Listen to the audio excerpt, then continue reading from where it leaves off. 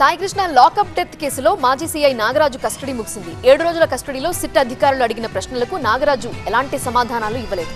మరోవైపు ఈ కేసులో ఆరోపణలు ఎదుర్కొంటున్న 5 కానిస్టేబుల్స్ ని 5 రోజుల పాటు విచారించనున్నారు.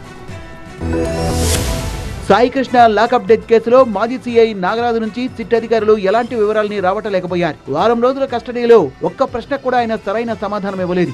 7 రోజుల కస్టడీ ముగియడంతో సిట్ అధికారులు నాగరాజుకు వైద్య పరీక్షలు నిర్వహించి విజయవాడ కోర్టులో హాజరుపరిచారు. సాయికృష్ణ కస్టోడియల్ డెత్ కేసులో సిట్ అధికారులు ఎన్ని ప్రశ్నలు అడిగినా అవునా తెలీదు అన్న పొడి సమాధానాలనే ఇచ్చాడు సీఐ నాగరాజు. సాయికృష్ణ మృతికి సంబంధించి ఆధారాల్ని నాగరాజు ముందుంచినా నోరు మెదపకపోవడంతో కేసు విచారణ మరింత ఆలస్యమయ్యేలా కనిపిస్తోంది. సాయికృష్ణ ఎవరో తనకు తెలియదన్న మాజీ సీఐ నాగరాజు నవీన్ రెడ్డి హత్య కేసులో అతను ఉన్నట్టు మాత్రమే తెలుసని సమాధానమిచ్చాడు. మరి సాయికృష్ణ మిస్సింగ్ కేసులో హెబియస్ కార్పస్ పిటిషన్ ఎందుకు వేశావన్న ప్రశ్నకు మౌనమే సమాధానంగా ఇచ్చాడు. సాయికృష్ణను టార్చర్ చేశారా, ఎవరైనా మీకు సహకరించారా అన్న ప్రశ్నలకు నోరు విప్పలేదు. కస్టడీ విచారణ మొత్తం ఆడియో వీడియో తీసిన సిట్ అధికారులు విచారణ అంశాల్ని కోర్టుకు సమర్పించారు.